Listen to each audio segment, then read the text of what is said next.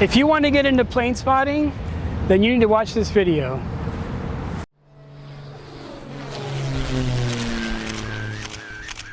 Plane spotting is a fun way to photograph and learn about airplanes. If you happen to live in or near a major city, then you have access to hundreds of different aircraft and paint schemes, which are known as livery in the aviation world. So, what do you need to get going? For starters, a good DSLR or mirrorless camera with a long lens.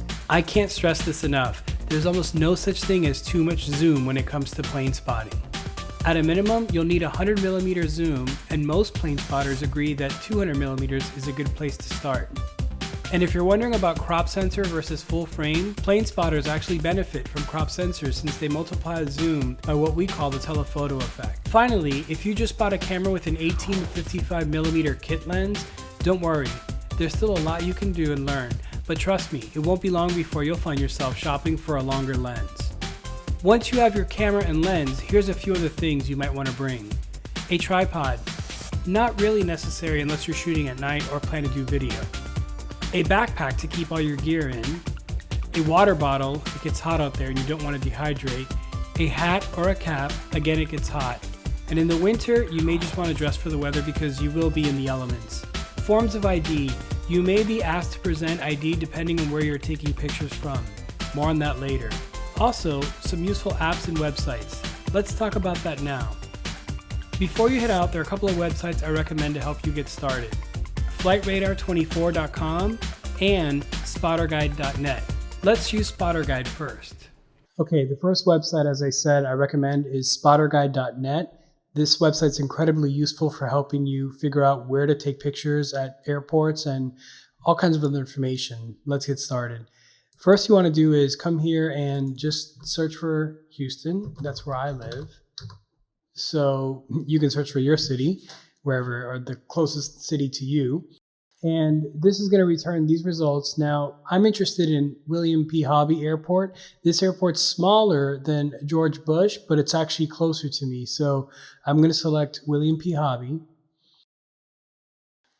What that's going to give us is a bunch of things. The first thing you'll see is a history of the airport. Pretty useful and interesting information, especially if you're an aviation enthusiast.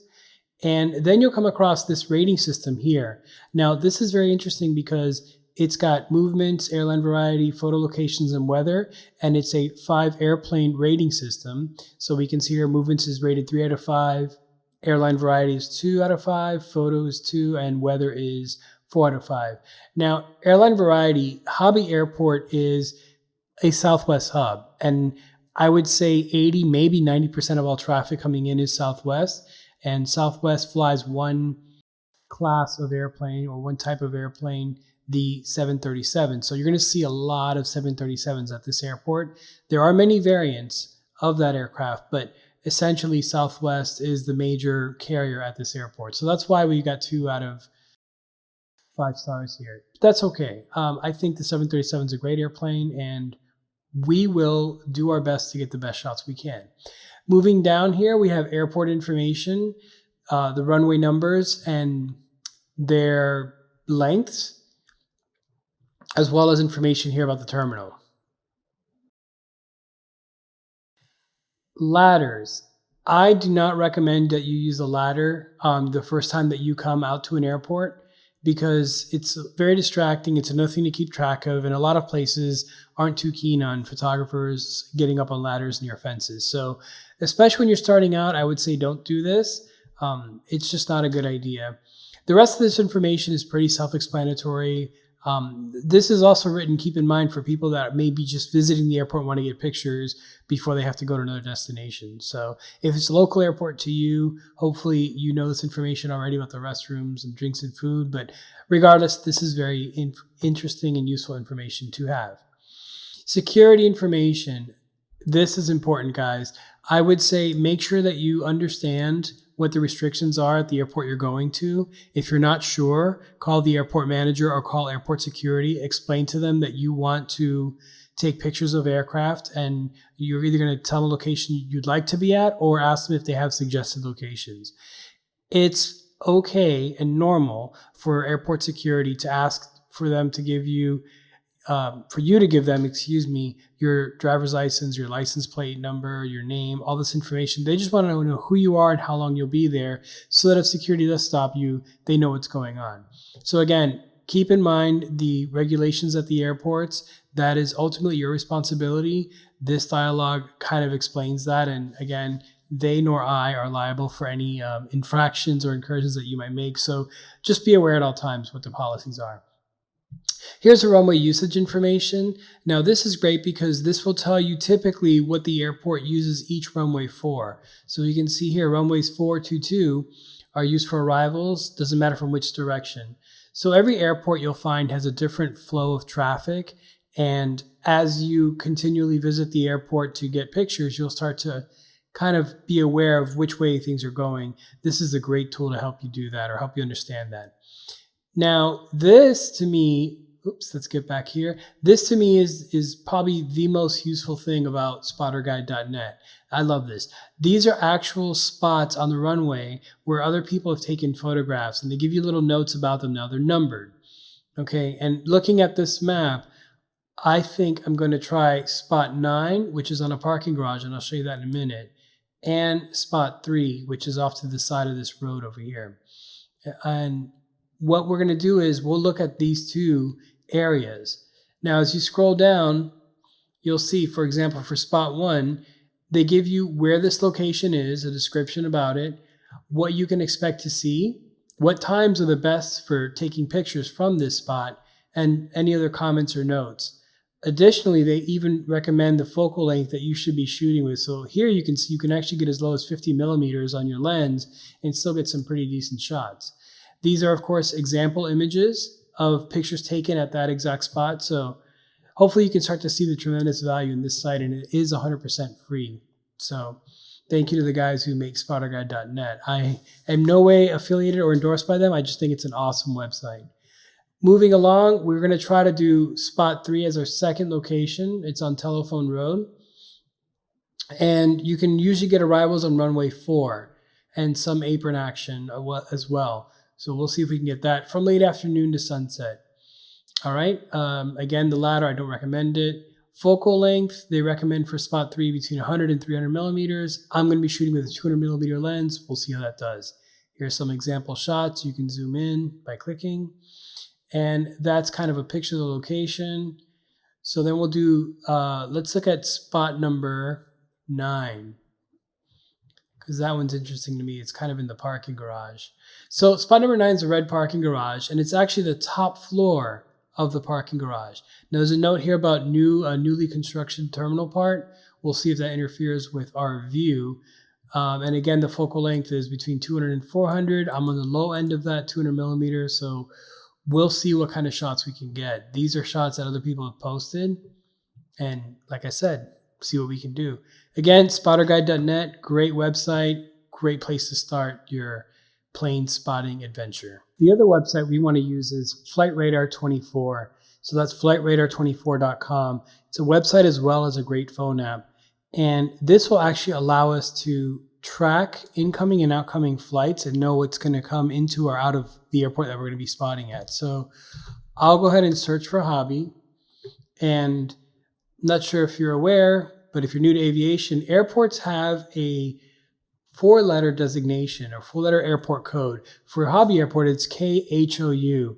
And most airports in the US will have the K designation followed by 3 letters or a combination of letters and numbers. And every airport in the world will have some kind of 4-character identifier. So that's useful when you want to come back to this airport or in just other aviation-related searching that you do. What we can see here is all these airplanes are actually live flights going on right now as I'm recording this. So you can click on any of these and get their flight information, their destination, all kinds of interesting stuff. However, for plane spotting, what we want to do is we want to check the arrivals and the departures. So let's go ahead and check arrivals. We'll start there.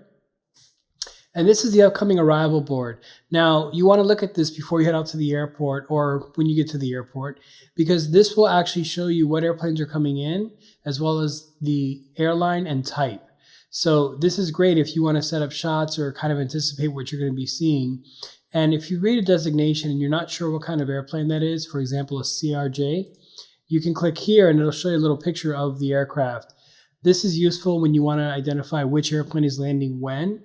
And again, it's a great way to learn about different aircraft types. Same thing works for departures.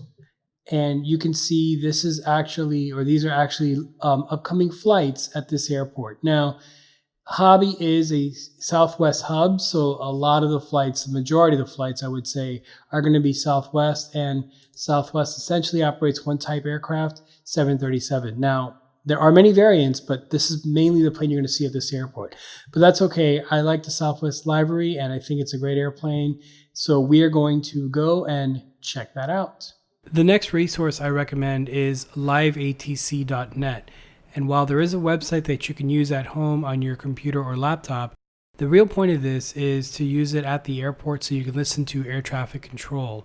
So let's take a look at the app instead of the website. So the liveatc app is a lot more friendly than the website. Here it is. We have it opened up. I was already on the Houston channel, but I'll show you how to get there. Change, you go to USA, your country, select your state. In this case for me it would be Texas. Then find your city, and it'll list every airport by city. So look for your city. There's Houston, there's Hobby, and the channel is up. So I'm going to go ahead and tap on that, and you'll actually hear a little bit of the ATC as it comes through. 118.7. 118.7, Southwest 36.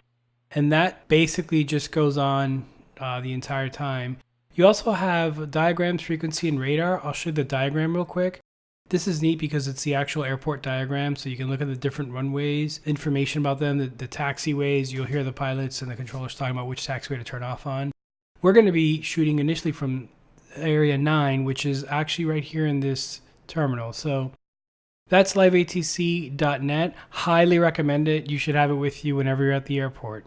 Now that we've gotten all our things together, let's head out. It's always exciting going to an airport to take pictures for the first time. Most airports have multiple runways, so part of this hobby is timing. Sometimes you may not be near the runway where the airplane you want to photograph is. Using liveatc helps mitigate that, and over time you'll begin to learn the best spots to photograph from depending on the air traffic and wind direction. Plane spotting is a hobby of patience and perseverance. Stick to it long enough and you'll get that amazing shot. Alright, it's time to get started. Like I said earlier, I chose the parking garage. Let's see what we can get here. Okay, we're here at the top of the red parking garage. Gone ahead and found a pretty good spot to shoot from.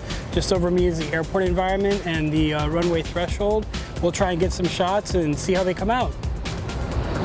Let's see, I've got my shutter set to 250, aperture is 11, and here he goes.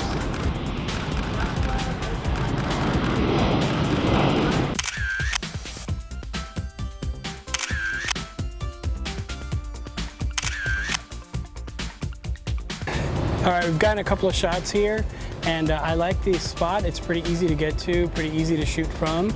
But today's air traffic, there's really not a lot going on except takeoffs this way. So we're gonna try to see if we can catch these guys landing. So we're gonna move to another spot and see what those shots look like.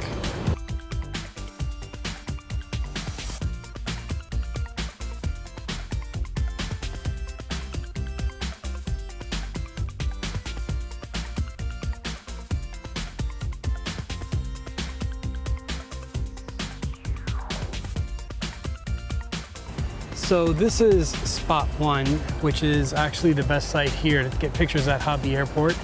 And we've got a 737 about to land. Let's get some pictures of him and see what they look like.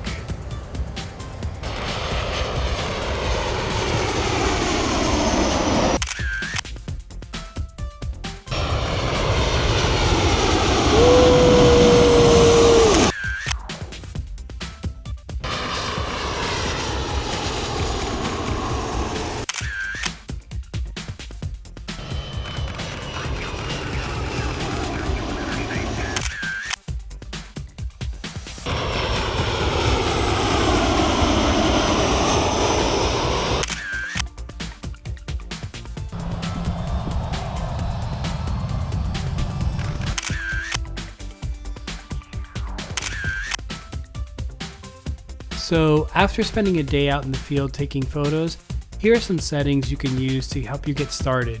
You want your aperture to be at 7.1 or higher. This will help ensure that the entire aircraft is in focus, especially if it's coming at an angle to you. For shutter speed, I recommend 1/200th or higher. This will ensure that you freeze the action on the airplane. As you get better with panning, you can lower that shutter speed to get that blurred background effect, but 1/200 is a good place to start. Finally, you want your ISO to be as low as possible. 100 is ideal, but in low light situations, you may be forced to go higher. Again, these settings are just the base point to help you get started. As you take pictures, experiment, and learn, you'll find what works for you, but I feel these are a good starting point. Plane spotting is a fun hobby that can provide you with many amazing images if you have the patience and a little bit of luck. Also, plane spotting isn't just for large commercial aircraft. There are over 15,000 airports in the US alone, and typically the smaller the airport, the closer you can get to the aircraft. By reaching out to your nearest general aviation or GA airport, you can get access to all kinds of unique aircraft to photograph. I've gotten some of my best shots ever at GA airports. Additionally, chances are that there is a plane spotting club near you. By getting involved with local clubs, they can help you identify the best places to start spotting and help you grow in the hobby. And finally, if you enjoyed this video, please subscribe, it really helps out. I'll keep making more videos like this, and if you have any questions, tips, or feedback, leave them in the comments below. Thanks for watching, keep the blue side up, and see you next time.